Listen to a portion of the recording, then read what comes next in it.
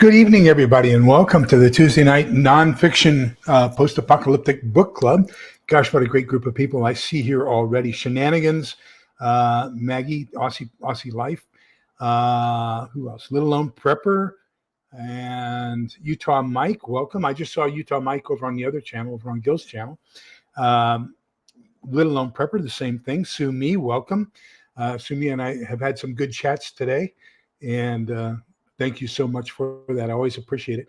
And this is Sumi's area of expertise. So I have offered her an opportunity if she wants to come on and keep me straight as I discuss this.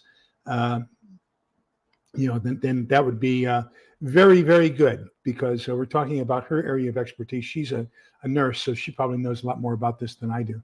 So I'm going to go ahead and put the link in here in case she wants to do that. Butch Graves, welcome. Would you do me a favor as well? Would you send me your URL for your YouTube channel so that I can get you a wrench too? Okay. What a chapter. I mean, he has in this one chapter what probably would take normally 5 or 6 hours to discuss. We're going to try to get through it in a very short time this evening. Hello, Diana, too. Welcome. So first, I want to go through a couple things that I've found in the last week for you. People were asking where I found the MREs for $6 a package, and this is where I got it, thedailydeal.com, thatdailydeal.com. So that's one place I would like for you to write down, thatdailydeal.com. The second one is preppingdeals.net. So that's another great site where you can get things for example, today I ordered some bore snakes for 12 gauge, 20 gauge, 308, 30 caliber, 5.56, whole bunch of bore snakes to clean weapons. They are on sale. Normally, I think it was $17 down to $5. So they have lots of great deals there too. I want to make sure you get those.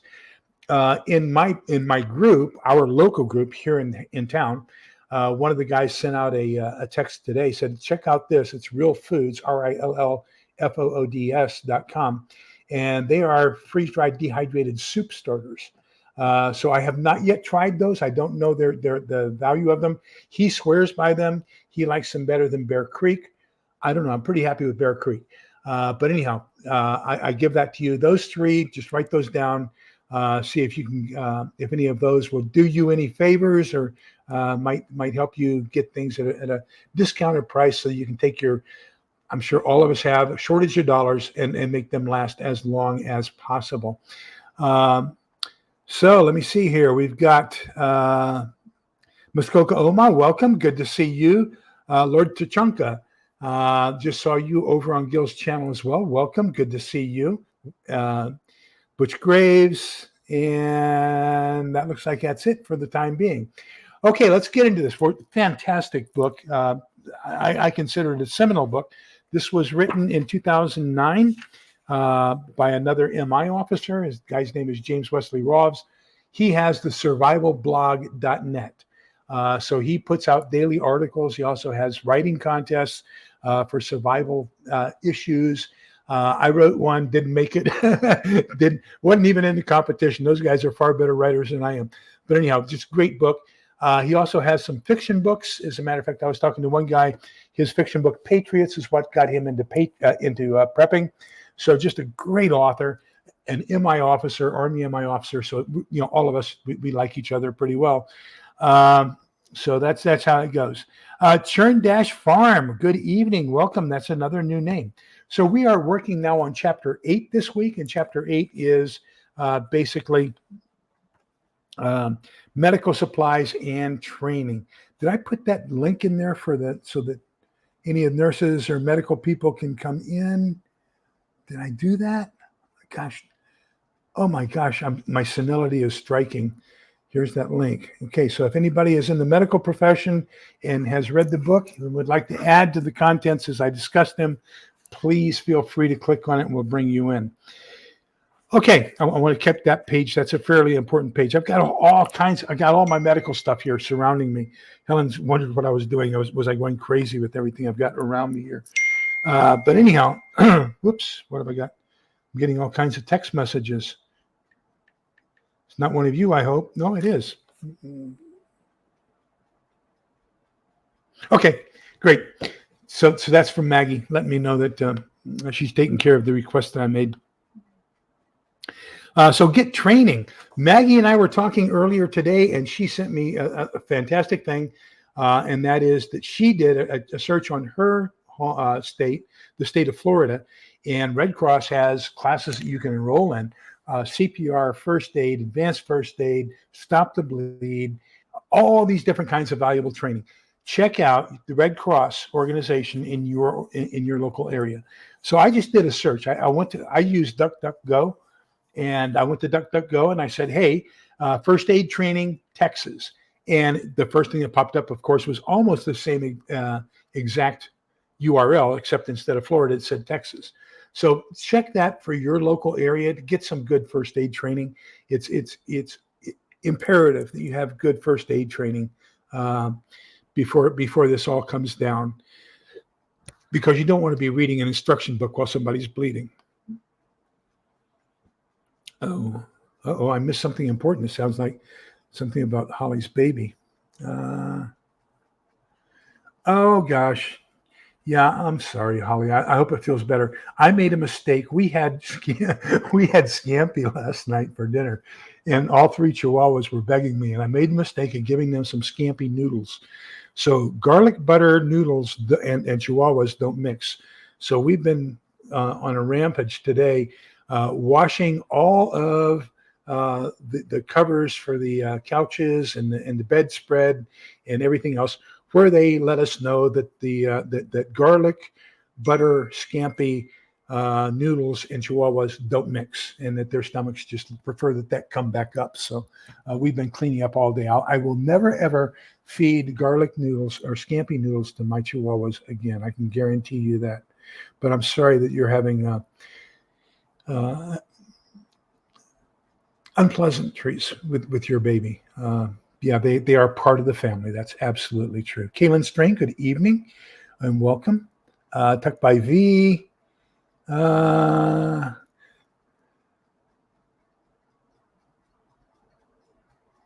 Okay, thank you.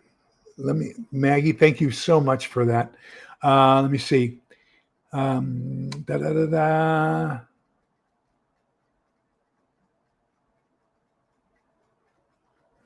Okay, so we'll keep on. If we get to the next group, it talks about your first aid kit contents. He gives recommended contents on pages 151 and 152. It's a fairly nice list. Not all, it's not all inclusive. I think it's basically bare essentials.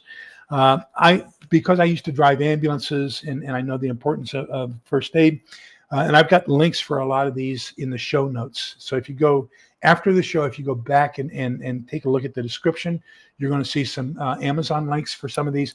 I do get a small commission for them, but I want to show you the ones that I have. One of them is, and I am also an affiliate there as well. My favorite, of course, is my Medic, my IFAK. This is phenomenal. And it has almost everything you need. Okay, I have not yet found a first aid kit that had everything I want or need. Before that, I got this one from 5 Star Medical, and now you can tell that I had it primarily as my on my bug out bag, because I have all my other hemostats and shears and everything else are on the outside of it. You can see that I have a pre staged tourniquet up at the top loop. And so that's kind of how I do that, so that I can get to that tourniquet. It's going to be most important. Of course, it falls away as I get into the first aid kit. Then this one, I don't know where I bought this one. This is basically a field medic bag. Now, when you open this one, there's 2 things that are in the top. You have to be careful when you open it, because the minute, and this is a trifold, by the way, but the minute you open it, on the very top is another staged CAT, combat application tourniquet. And then right underneath that, I have a 4-inch Israeli bandage, and then it folds open, so you have 3 different pouches. The one thing I don't like about these multiple pouches in comparison to the My Medic, all these are sealed, and if you don't know where things are, you have to look for them. So you need to spend a lot of time researching where things are inside your first aid kit, so you can get to them in a hurry if you need to. Otherwise, I prefer, and I'll show you. I'll open the my IFAK for you, the My Medic IFAK, because I think what they've done is just phenomenal. But everything's in clear and it's color coded too, so you know exactly what you're reaching for based off of the color of what it is, and it's all in pouches so that you can see what it is that you're looking for.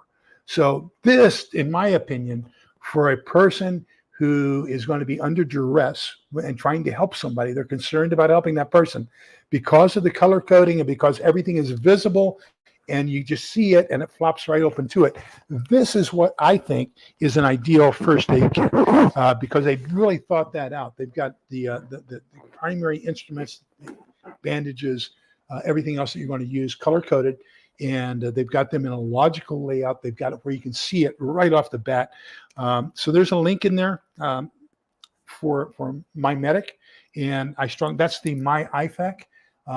Probably, in my opinion, one of the best ones on the market. This is the same thing, a little bit bigger, but then, and this is what I keep in my car. I keep this in the car. In Germany, you have to have a first aid kit in case of an automobile accident. You're required to have one. This is the M17 medical field bag. So this is kind of the same design, but 4 times the volume of this one.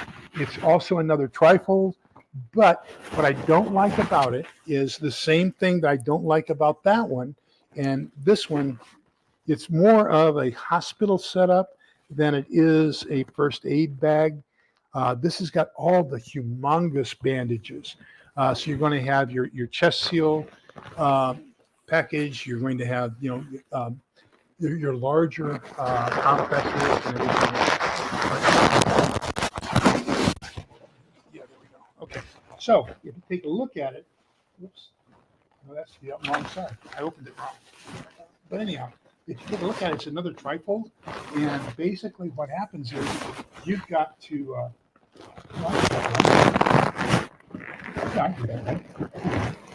Yeah, there we go.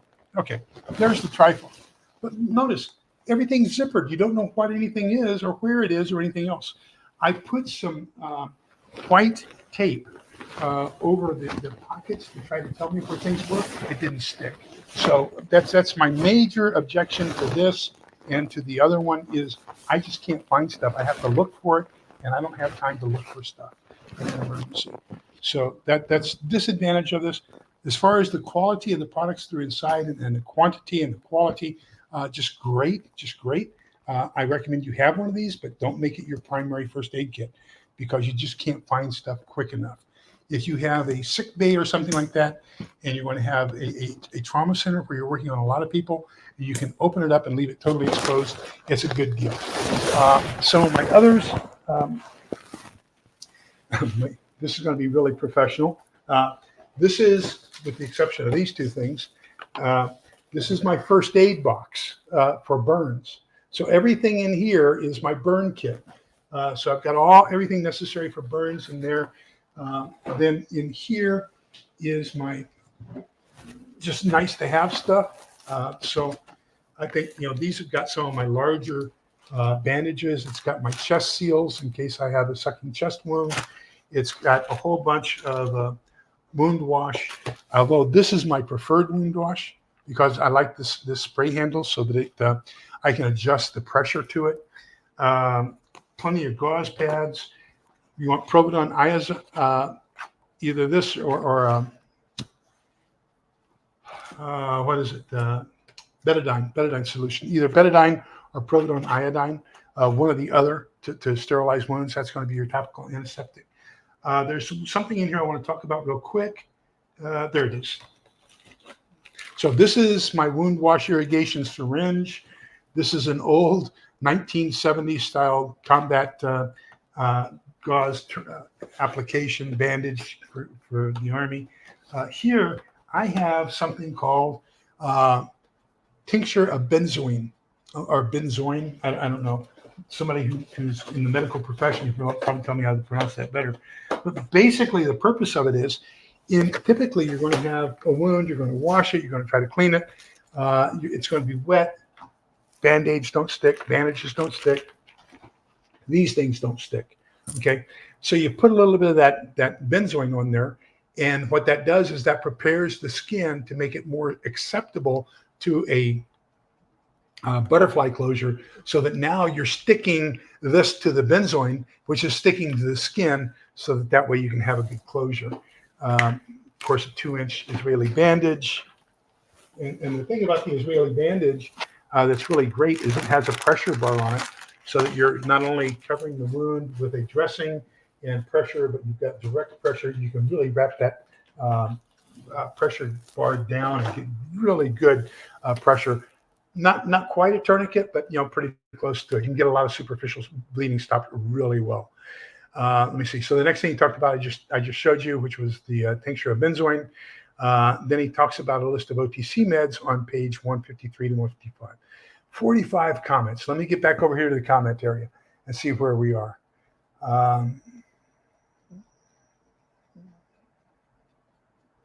Gil, welcome. Good to see you, my friend. R2D2, good evening. That's a new name. Welcome. Good to see you as well.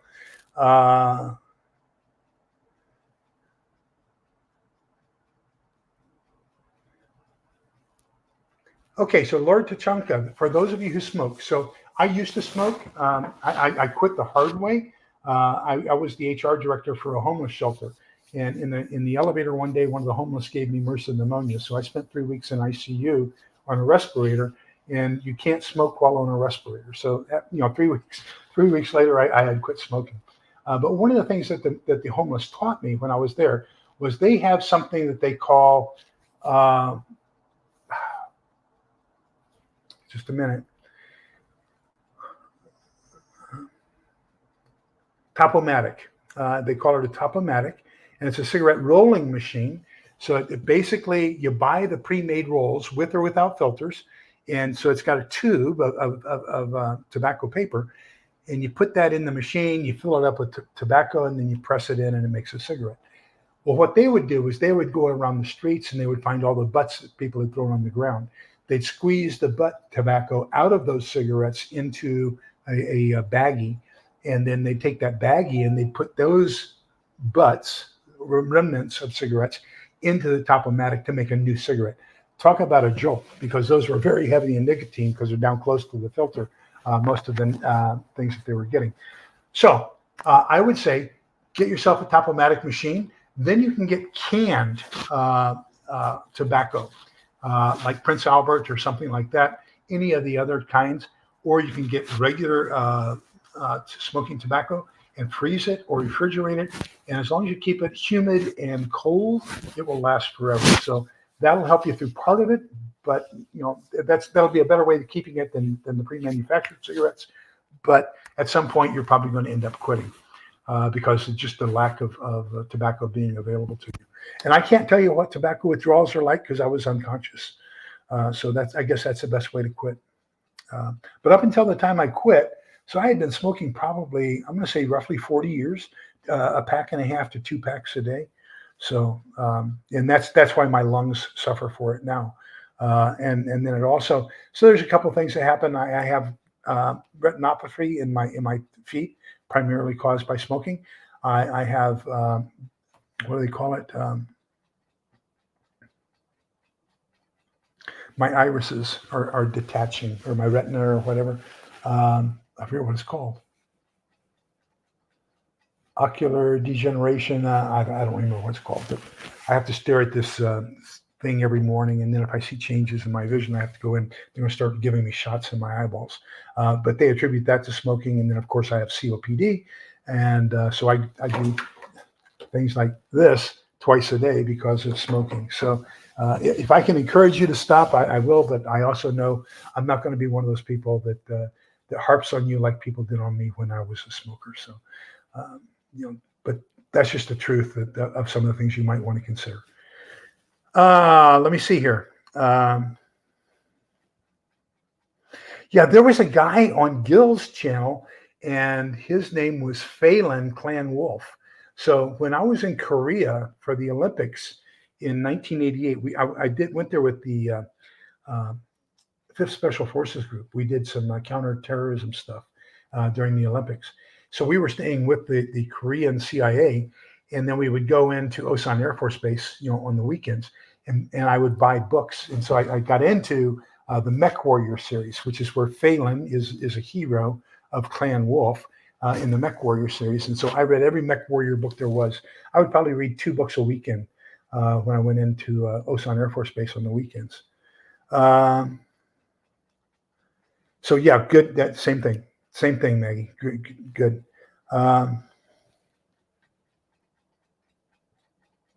Yeah, lots of good advice there. I think freezing the tobacco is probably going to be the common thing. Grow your own. That's what Gil was talking about earlier on his channel. My wife continued to smoke for about 2 or 3 years after I quit, and it never bothered me. And we could go out in the backyard and sit there together. And she quit on her own as well later. But you see.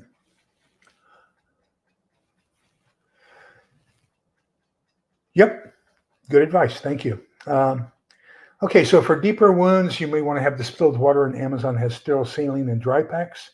Just add your distilled water. Yes, they do. And you can also get, these. Now, this is expensive, but if you're going to do what Maggie's talking about, the sterile saline, where you can get the salt solution you add to distilled water, then you're probably going to want something where you can get some pressure as you irrigate. And that's in the syringe I showed you. I think it's in this box. Yeah. So you want one of these irrigation syringes because you want to get enough pressure where you can get any of the dirt, grime, anything like that out of that wound under pressure. Let me see.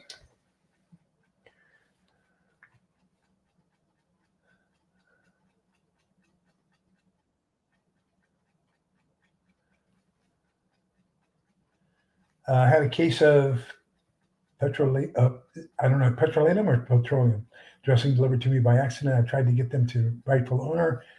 They could not take them, so I've saved them some. Yeah, great. One of the things you want, in my burn pack, one of the things I exclusively have, and I have rather large bandages as well. So these larger bandages, these are non-stick, and take a look at the size of these, okay? And that's going to be for larger burns, burn areas, because, and then this, of course, is for a chest wound. But you're going to want larger bandages for larger areas. You don't want to have to piecemeal together a whole bunch of smaller bandages to cover a wound area.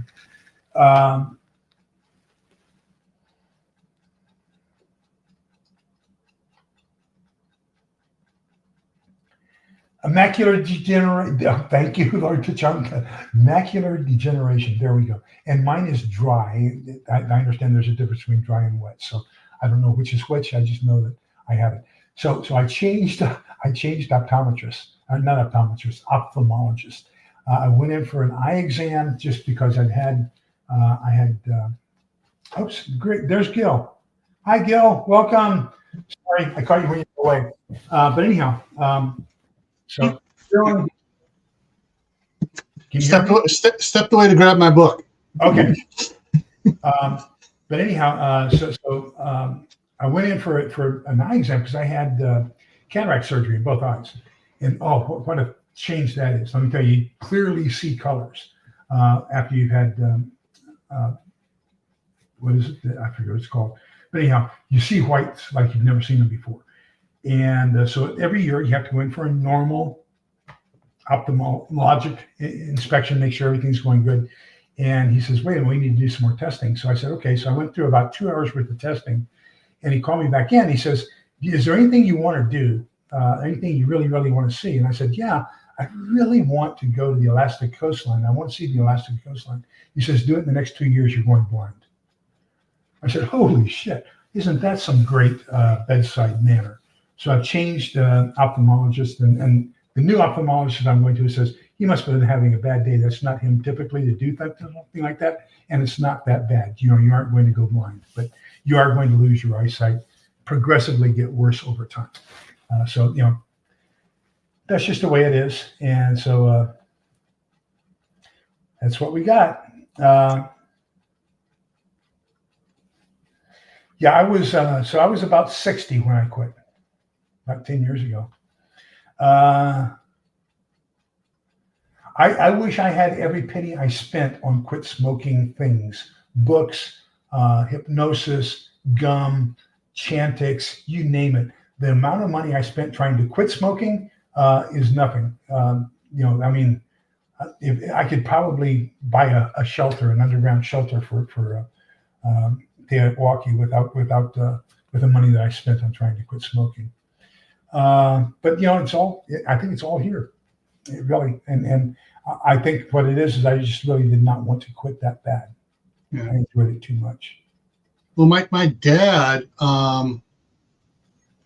back in the 70s, down in Southern California, when they had all the big wildfires down there, then was driving at one of the catering trucks from my grandpa's catering company up to the site, and he was cooking dinners for him and stuff. And he'd bring it back. He got hit by a guy running a red light and was in the hospital for a couple of weeks.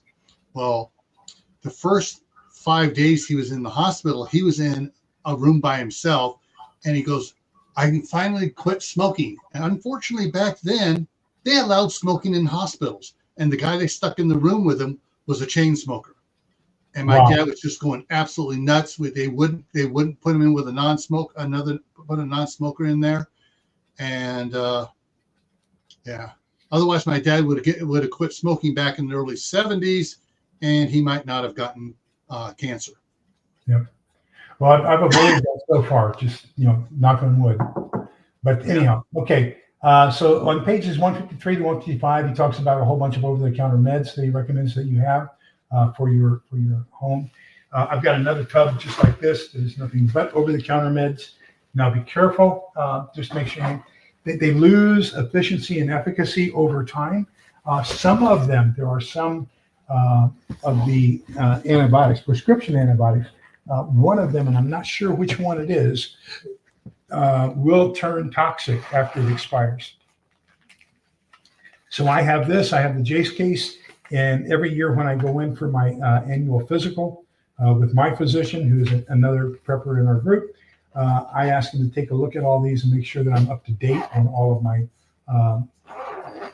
medications, and make sure that if anything has expired or about to turn toxic, that I can get a replacement for it. Then on pages 156 and 157, he recommends some other things you might want to consider. SAM splints, other things that you can have. In my opinion, you can't have enough triangular bandages. I buy them by the bag. I think that's one of the best piece of equipment you can have. I really like 4x4's gauze pads. What else did I have? I wanted to show you. I think I already showed you all that stuff in the box. But anyhow, there are all kinds of other things you want to consider. A CPR mask is a great thing to have. An ambu bag, if you can find one and get one, that would be wonderful to have. So there's just you can really spend a lot of money on medical supplies. Let me guarantee you that. Pages 158 through 161, he does a cursory overview on some things that are very, very critical to you, and that is making sure that you have sanitation taken care of. Now, there's a couple of things he says in here that I think are critical that you really need to pay attention to. Let me see if I can find them here real quick. I think it's this card here. Okay, I'm going to read one paragraph, and it says, plain soap and tap water have been shown to be just as good for washing the wound as any antiseptic soap and sterile water. I would recommend a liquid soap to avoid the bacterial culture waiting to launch itself off of a bar of soap onto the counter, but would avoid the widely available antibacterial soap, which contains triclosan. It has been shown to increase bacterial resistance. So you're basically helping the bacteria you're trying to fight build up resistance to what you're trying to use to cure it. In a perfect world, I would prefer Hibiclens, but would certainly use a No Tears baby shampoo, which is a neutral solution, or even diluted Dawn dishwashing liquid in a pinch. So apply soap to a clean washcloth wet from the tap and use it to gently scrub the wound. The sterile water solutions that are available bottled are fine as long as they have not been opened previously. So, those ones that I showed you, he says that those are fine as long as you don't open them. He talks about wound care and making sure you keep the site clean, antiseptic. Make sure you put on some topical antiseptics and things like that. Keep it covered, bacteria away, and all that kinds of stuff. And I'm missing a whole bunch of great comments here. Let me catch back. Okay, I want to chime in here on something Sure. as far as the liquid soaps and stuff. Something that probably wasn't available when he wrote this, that it's coming to light now. The foaming agent in a lot of liquid soaps and shampoos is toxic. Oop, he dropped out. It's toxic for you. One of the ones, that in the shampoos I've used all my life has its ingredients: water, ammonium lauryl sulfate, and it's like that stuff actually is some people are becoming allergic to it, but it's also bad if you get it into a cut as well. And that's also the foaming ingredient in Dial and several other liquid soaps as well. So you want to make sure that whatever soaps you're using doesn't have some of these nasty things in it. And then they have in here fragrances. What fragrances? What are the chemicals? Some of these things are actually really nasty that are in shampoos, body soaps, and hand soaps. So you want to be careful with those as far as you putting those into an open wound. Oh, yeah. And I kind of at an advantage, I guess, because of my allergies. I'm allergic to formoterol and any derivatives of it, as well as formaldehyde. So I don't have any leather on me. If you see me in public, I have a cloth belt. I have cloth shoes. Everything on me is cloth, no leather, because leather is cured with formaldehyde. So you would not believe how many of these soaps on the market have a formoterol in it, a formoterol derivative, as a preservative. And so there are very few soaps that I can, like Tide with Downy, and high efficiency Tide with Downy is one of the few that has no preservatives. And so Helen can use that to do the laundry, so that I don't have any contact with any of that. And then like Suave is what I have to use for a shower soap, and Pert is the only shampoo that I can use. But you learn these things that I was unaware until I found out that I had these allergies. I was unaware of how much chemical things we put in most of the products we have to act as preservatives and stuff like that. I mean, it's like a lot of the scented body washes and stuff are so nauseous. I start getting a reaction if someone walks by me wearing some. It's like, so yeah. Yeah, Ivory soap is supposed to be pretty free of everything. So yes, I agree. And then right above that, we had Maggie saying you can use peroxide, baking soda, vinegar. Somebody was talking, I think it was Little Lone Prepper was talking about getting a lot of supplies from the vet store. And yes, the exact same things that they use at the vet store is what we use pretty much. As a matter of fact, the Curlex was actually, and you get it, they'll put it on your arm when you give blood or when you have a blood test or whatever, the little 2x2, and then they'll wrap it with this. This was actually a veterinarian product that was brought over to the human side. So, yes, a lot of veterinary products are going to be more inexpensive and just as effective as anything you're going to get from any first aid supplier. Oh, wow. That's not a bad idea. Thank you for that.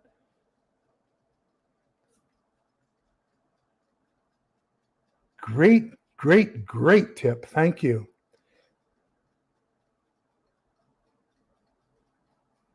Sumi is also a nurse. So products containing SLES can be contaminated with up to 300 parts per million of 1,4-dioxane, a byproduct of SLES production. 1,4-dioxane is classified by the International Agency for Research on Cancer as a And I'm sure she's going to say carcinogenic substance. Golly, yeah. Be surprised how much stuff is out there. It's unbelievable. We were talking on Gil's show just before this about things you can do for barter. And so one of the things I want to recommend to you, I buy, you'll see it quite often on my weekly Saturday prepper pantry hauls. I buy candle wicks because people are going to get down to the nubs of candles. Then I can take those nubs of candles and melt those, pour them and mix them together with a new wick and make a new candle. So I can make candles, and that's going to be something I can do for other people. If you get one of those cigarette rolling machines, you can take the butts of other people's cigarettes and turn them into a new cigarette, and you can have a value that way.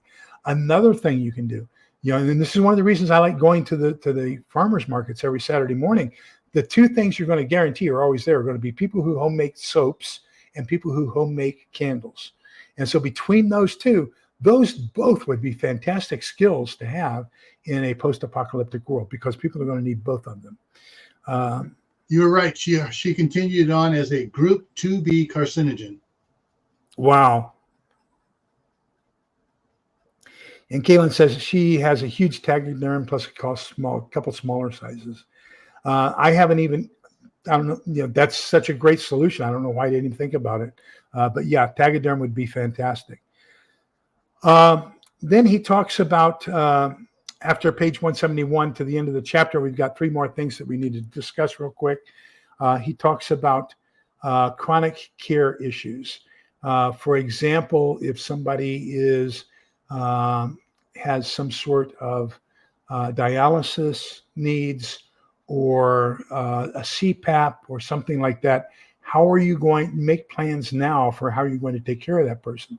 If there are psycho-emotional issues, make sure you have plans for that. If you have, for example, a brittle type 1 diabetic and need an insulin supply and need to keep it cool, how are you going to do that? So make plans for that. Same thing if you have somebody who needs CPAP or even an oxygen generator or oxygen concentrator, I guess is the more appropriate word, or a nebulizer. Okay, how are you going to get the electrical supply to power those machines in order to keep that person alive? So there's a lot of questions you're going to have. What about people? One of the guys in our group has to wear a colostomy bag all the time. So, how are you going to get the supplies to do that? Who's going to do that for him? Who's going to change that tube? Because they get infected if you leave them in there too long. So how are you going to do that? How are you going to get that taken care of? And those all become extremely critical conditions or concerns. I was looking in my M17 bag when I discovered that all my tape where I tried to label the different areas had fallen off. And I found out that the lubrication for my nasopharyngeal airways, my NPAs, it comes with a little tube of lubricant so you can get it in easy. And one of those had basically been crushed and got all over everything on the inside. So make sure you check out all of your medications, all your supplies for chronic care needs to make sure that they haven't gone bad, that they haven't been squashed, that you have an adequate supply, that you know how to use them and things like that. So that's going to become very, very critical. For those of you who are insulin dependent, they have both short-term and long-term non-prescription insulin equivalents at Walmart. The only thing you need a prescription for are actually the needles themselves, the syringes and needles. So, yeah. I've come across several videos from pharmacy owners that they say if you come in and as soon as you say the word insurance, they are forbidden to give you information to get stuff cheaper. And there's one pharmacy was in particular was talking about it. He goes, we get this, and he was listing different things. We get this at $4 for the normal prescription of it. We sell it at $10 more. The insurance makes us sell for $100 more. Wow. Yeah. And they listed off several things. And when they got to insulin, it was like ridiculously more there. But so if you come in and you don't say you have insurance, you don't have, you say you ask insurance, or you don't even say insurance, like, what's the cheapest way I can get this? They can help you, so long as you don't say the word insurance.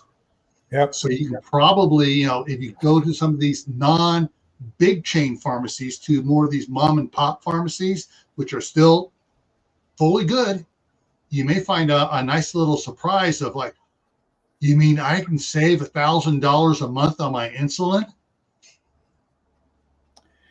Insulin's extremely expensive. We go through a couple $1,000s a month. Yeah. So that's something everyone ought to think about that, about checking with your pharmacist and don't say the word insurance. You can't say the word insurance, because once the word insurance comes out of your mouth, they are forbidden to give you this other information. Huh. It's terrible. Yeah. Okay. Caught up on the comments. The last two things he talks about are survival dentistry. Please don't forget dental issues. Make sure you have plenty of toothbrushes, toothpaste, all those different kinds of things.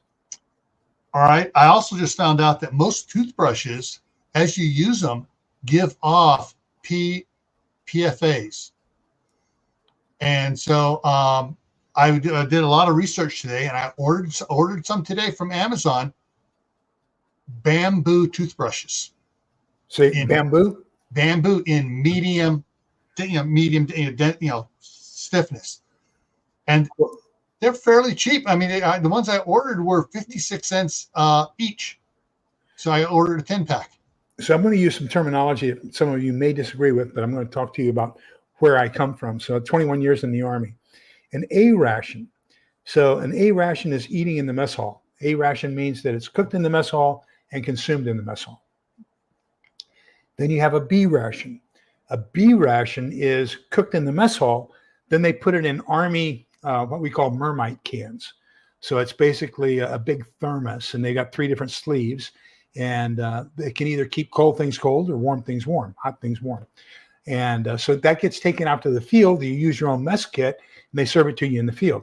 So prepared in the mess hall, eaten in the field is a B ration. Then you have a C ration. A C ration is anything that's given to the troops that they're going to eat in the field and prepare themselves.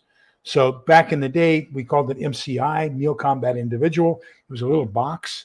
It had 1 can of an entree, 1 can of a side, 1 can of peanut butter and or jelly, 1 of crackers and or cake or something, and coffee and some toilet paper. As a matter of fact, one of the famous things is the Battle of Ia Drang in December of 1965.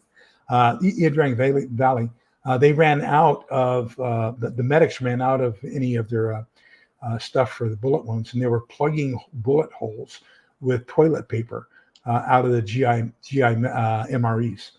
At that time, they were called MCIs, Meal Combat Individual. Now they're called MREs. But we had these little bamboo toothpicks. So it was pointed at one end, so you could use it like a toothpick.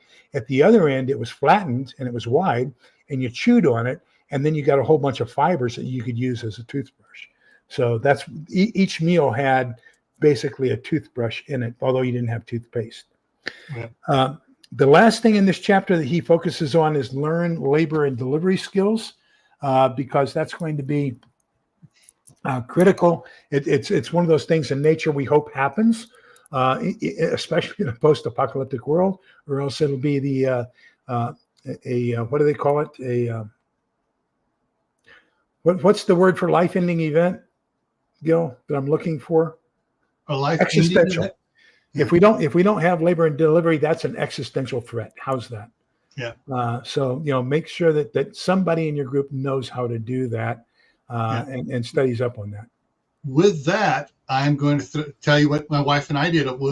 We for our first kid, we looked at all the different natural delivery systems, the pros, the cons.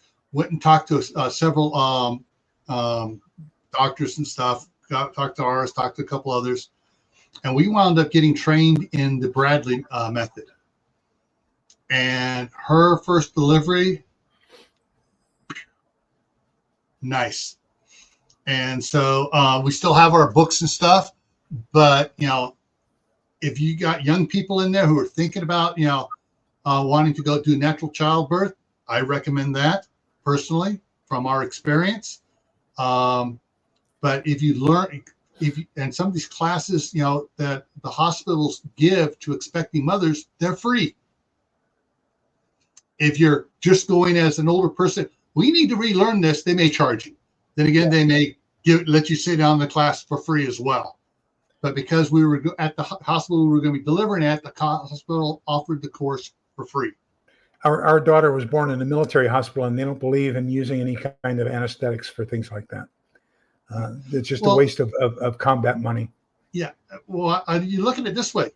150 years ago, how were all the kids delivered? Yep. At home, a midwife there, or maybe a doctor, mainly a midwife, and up until labor time, generally they were still working on the farm. They're still doing stuff. They weren't kicking back on. Sorry, ladies, I didn't mean to insult, but today's society has driven this into everybody's mentality is, oh, she's pregnant. She can't do anything. Yeah. No. One of my partners, his mom in China, in Hong Kong, she was still working, and she delivered in the rice paddy. Yep. Very true. Well, good morning to you, Jack, and welcome to our friend Jack from Hill Summit Homestead down in Australia. And he says, don't forget denture kits as well. Maggie looked it up on Amazon, and evidently Taxiderm is available on Amazon. Let me write that down. And I do want to go back to those channels that I found and make sure I put those back up here, because these are some good places to get some discounts. Taxiderm on Amazon. One of the things I would tell everybody is if you have a person in your group that wants to be the medic, check with your local fire department. A lot of local fire departments have programs where if you want to volunteer, do a volunteer thing as a EMT, they will pay for all the training, but you have a 6-year stint. You got to work for the fire department as a volunteer. So which means you're not putting in 40 hours a week. You're doing weekends, a weekend here, a weekend there, whatever. You get the EMT training. Especially volunteer fire departments. They are in grave need of them. So yes, absolutely. So you get that there. The other thing I would recommend to everybody as far as first aid goes, good friends of mine, Joseph Alton and Amy Alton, doctor, he's an MD, she's an APRN. They're also authors. Their latest book, I got it here, was award-winning again. It's just the 4th edition of the Survival Medicine Handbook. And they actually sent me this one. This is the color version. Big difference in the color version to black and white, and trying to determine what things are in gray, where you can actually see the color version on it and stuff. And you can get it in spiral bound. Absolutely, which I prefer, as a matter of fact. But hey, they also have the Survival Medicine Handbook. They have the antibiotics book, and they also have one on basically for lockdowns, a pandemic book. I got those right over here on the shelf, and I also got the ones that were available for on the Kindle store on my Kindles as well. And make sure you also get Where There Is No Doctor and Where There Is No Dentist. Both of those are great books as well. Not by Dr. Alton and Nurse Alton, but But anyhow. One of the things to consider too is if you want to get a good dental kit, they have on their website. They have a website, store.doomandbloom.net. And I've gotten stuff from them as well, and I know. Davis Southern Ohio Prepping got the big first aid kit, and their stuff is put together with top-notch stuff. They don't go for like some of the first aid kits you can buy, where it's it's just packed together with generic stuff. This is stuff that they pack it as what a medic would need to do stuff with. I thought I had one in this box, but it's in the other box. My dental first aid kit. But yeah, make sure you have a dental first aid kit, especially if somebody breaks a tooth. That's going to be critical for you. And then my wife had put together her own dental first aid kit, and then when she found about what was in Doc Bones and Nurse Amy, she goes, "Okay, I got to go out and buy a few more things now." She didn't want to buy a whole nother kit because she already had bought a lot of the stuff. And Sumi has a fantastic recommendation as well, and that's to stock some clove oil. Clove oil is one of the preferred natural homeopathic things for toothache and gum conditions. So thank you for reminding us of that, Sumi. The other thing too is one of the things I showed at the end of mine was a bunch of books and stuff, and there are herbal remedy books that talk about all the different things, clove oils, willow bark, and all the other things that which basically the entire pharmaceutical company took what was natural and chemicalized it and put it in for a lot of stuff on there. I never saw any of those during my 21 years, Kaylin. As far as separate cans of bread, there were cans inside, and they weren't the things that I would trade for. Now, if you want to talk about bartering, a lot of bartering happened with MCIs, and we would put little holes in the cans and put them on the manifold of an M151A1, which is the Jeep, and we would cook them on the manifold of the Jeep. Now, when the first sergeant came in, he'd take the case of 12 boxes, flip it upside down so that all the names were down on the ground. You couldn't see what box you were grabbing for that meal. But tuna was a slightly different color. So I went for almost a year of eating tuna, almost 3 meals a day, because I tried to avoid the other ones. But I don't remember a separate can of bread being issued. Yes, It didn't happen. Just I didn't see one. We weren't lucky enough to get them. How's that? Sumi, there's the link you asked for the toothbrushes that I ordered. Actually, it actually comes with 6 of the ones with the carbon on them as well. So I'm going to test those out just to see how those work. And Tuck by V, I'm going to say that it should be mandatory for expectant parents, and I make it highly recommended or should for everybody. So, and even if you're a grandparent, it's a good idea because hey, you're an expected grandparent. Go to the classes too, because hubby may not be around. He may be able to get off work, and either the grandma or grandpa can go with him to the delivery room until he has a chance to get there. So Utah Mike, you are exactly right. Up until the mid to late 1800s, the 2 primary causes of death for women were number 1, burns, and number 2, child labor and delivery. And the reason they had burns was because of the way the hearth was in the home where they cooked. They had coals on the actual floor, kind of like a rock floor. And they had these long flowing dresses.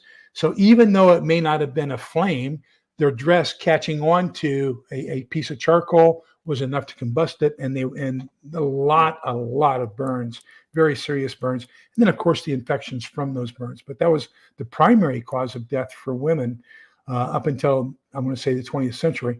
Secondary was childbirth. You're absolutely right. However, there were some pros where they did things right.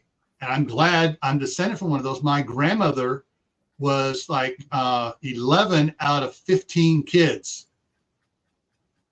So, and they all survived.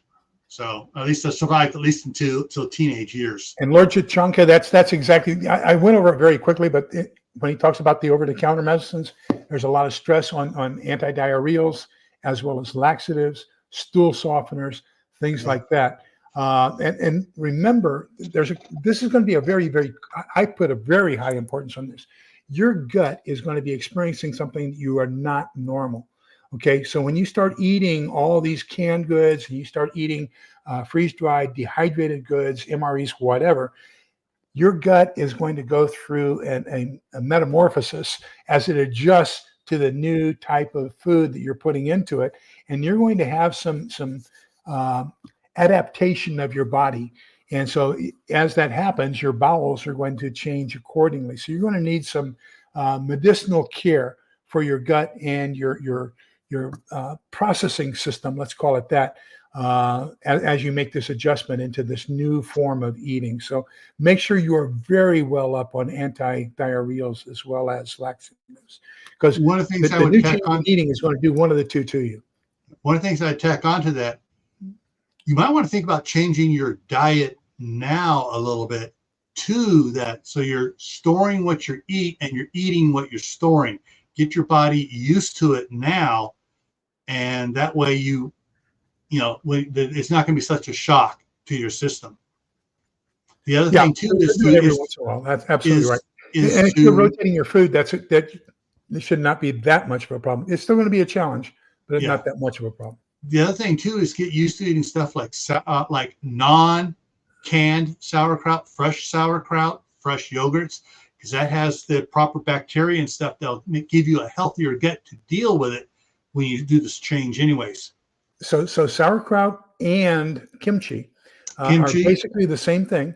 And you're talking about a very good probiotic environment that's going to help your stomach to digest a lot better than what you normally would be. And the kimchi and the sauerkraut not only have probiotics, they have prebiotics, which helps the probiotics get farther down into the gut and into the intestines, where they can still help even more so.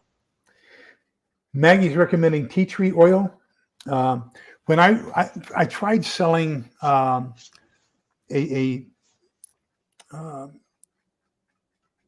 essential oils, I forget the name of the company even, but anyhow, they had one that they called Thieves, and it's basically a blend of about 5 different oils that they said is what protected the grave robbers in France during the Black Death, that they would take this and it would protect them from the Black Death. So, but anyhow, I had 5 home births. Wowie.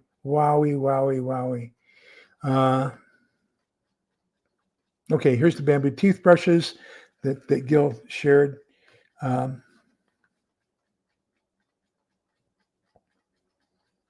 See if there's anything else. So Tuck V is very happy. Tuck by V is very happy. He's going to recommend to whoever's doing the cooking always do it in mini skirts. I wouldn't say mini. I would go with the proper term, a kilt. Wear a Scottish kilt. It's wool. It burns. It's harder to burn, and it gets more. Maggie's recommending dehydrated cabbage, and so if you notice on my Amazon, I have that standing Amazon order. So one of the things I get, I canceled it this month just because I spent so much money. But cabbage, freeze-dried or dehydrated cabbage is one of my monthly things, because finding freeze-dried cabbage is very difficult. It's not one of those. The two that I just have a hard time finding are green onions and cabbage. Of course, shallots are the same thing, but but I order those primarily from Amazon. Anti-gas meds, great recommendation. Absolutely. Along the same line as that, Beano. It's not exactly anti-gas, but it helps certain people. Like my wife has Beano because if she eats something with certain nuts in it, she starts getting gas, and the Beano acts preventatively rather than, I've got gas, I need to try to take some anti-gas afterwards. And if you suffer from acid reflux, may I recommend that there are some, it actually comes out of Korea, I believe, but there's some ginger tabs that just do a phenomenal job with antacid as far as being an antacid, and they don't have all the chemical compounds that you're going to use with some of the things that people normally get, like Rolaids and Tums and things like that.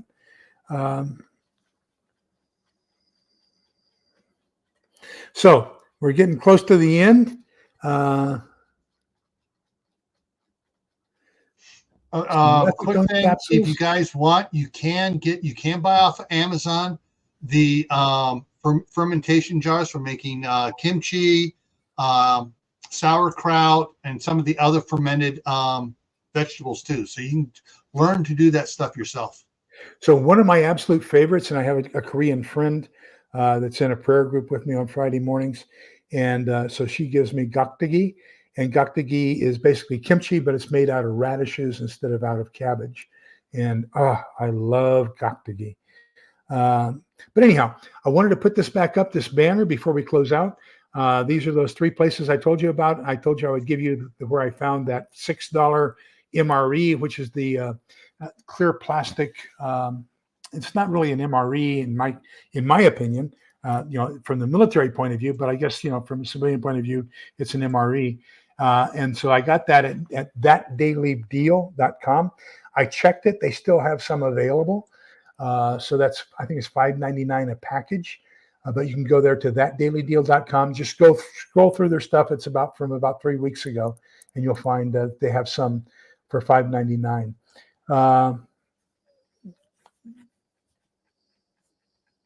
Has my Korean friend got me cooked on the dramas? I don't know what dramas are. But my 6 months in Korea, I got hooked on a lot of things in Korea. I tell you what, they have some fantastic cooking, just absolutely fantastic. The second site I'd like to recommend to you is preppingdeals.net.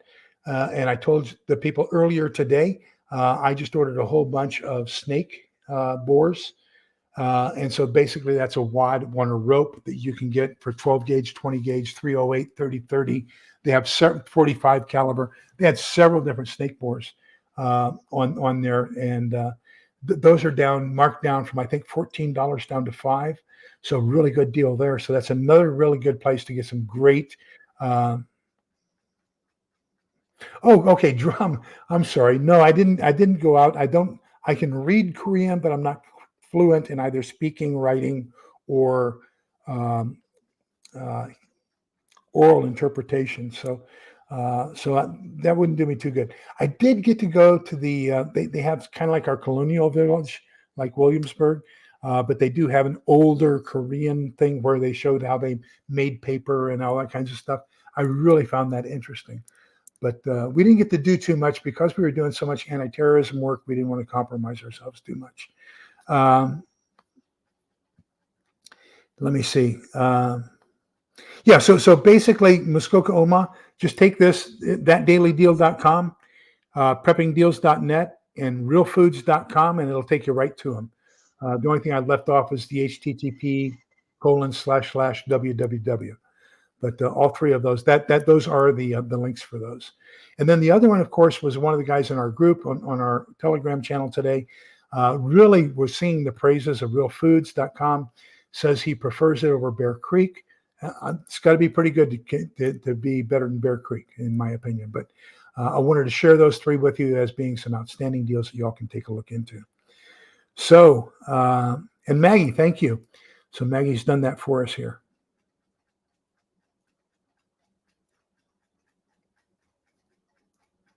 Gil, you were going to say something? One of the things the more I look, now that I'm here looking more, trying to do more things on the homestead, and tying into my prepping, and looking at finding out more and more what's in our food system from our, commercial made, pre-done food stuff. The more I am learning, it's like, crap, I know why I am as bad a shape as I am, is all the crap they're putting into our food and stuff. But I did find something really cool. I thought I was going to have to give up mayonnaise because every mayonnaise I looked at was loaded with soybean oil, soy oil. Primal Kitchen has some good stuff. and so does Choice Foods.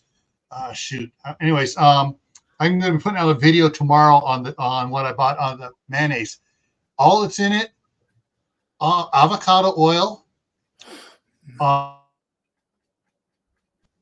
organic eggs, distilled water, distilled vinegar, natural organic mustard, and a little rosemary for flavoring. And that stuff tastes as good as the old fast food mayonnaise from the 1960s, which was good stuff. Maggie, you're right. Mayo is very easy to make. One of the things, they have a tabletop butter churn. Okay. And so it's probably the size of my pencil cup holder. It's got a little thing up on top where you crank it. But you can use that to make mayonnaise. And so I ordered one. So I have a little churn that I can use to either make mayonnaise or butter. I don't think I'll be able to make ice cream with it. I'm going to have ice cream withdrawals big time. Let's put that back up. Maggie did this wonderful thing and did a little research before and emailed it to me before the show tonight. And so she found out where you can go to Red Cross and get some training. As Gil mentioned, you can also go to your volunteer fire department, your local fire department. If you have CERT, which is the Community Emergency Response Team, if you have that in your local area, volunteer for it. Some of the absolute best first aid training I've ever had. And I used to drive ambulances, so I can say this with qualification. Some of the best first aid training I've had were with CERT. One of the best classes I've ever had was one called Stop the Bleed, where they actually had a dummy with realistic arterial blood flow going through it. And you learned how to pack a wound, stop wounds, stop heavy bleeding. Phenomenal training. If you ever see a class called Stop the Bleed, I highly recommend it. It's one of the best classes I've ever had. Okay, so with that, thank you all so much. Next week, we will be back. Monday night, I'm not sure what we're doing yet. I'm trying to get our local ARES president, and ARES is the Amateur Radio Emergency Services. So the president of our county ARES group, I'm trying to get him here to talk about emergency communications and ARES. What's going to happen with radios and everything in a post-apocalyptic world. So that'll be Monday night, if I can get him for Monday night. Tuesday night, it just so happens we're going to be talking about communications and monitoring in this book, chapter 9. So with that, thank you all so much for being here.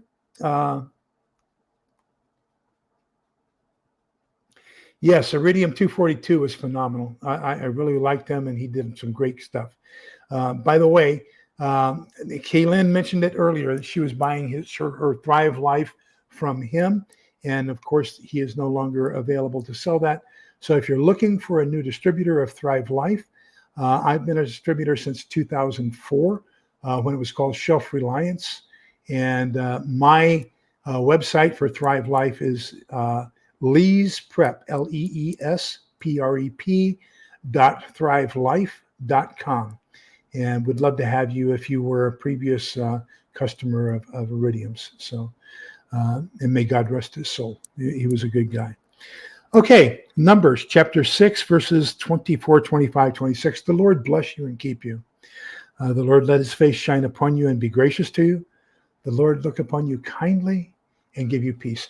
Thank you all so much for being so kind, polite, and respectful to each other. I will tell you with all sincerity that we're going to get through this together, okay? That's the only way we're going to make it through this, is if we are together. So remember that we're all in this together, so we can come out the other side together. Continue to be kind, polite, respectful. Respect other people and what they believe and how they believe it. Appreciate the fact that they believe in a higher being who mandates our conduct of our earthly life and how we treat each other. And of course, that does include being kind, polite, and respectful to each other, because, when this all comes through, the only thing we're going to have left here on this earth is us. So we've got to take care of each other. Thank you, everybody. See you tomorrow. Tomorrow night. See you Monday. Hopefully we'll be talking about ARES.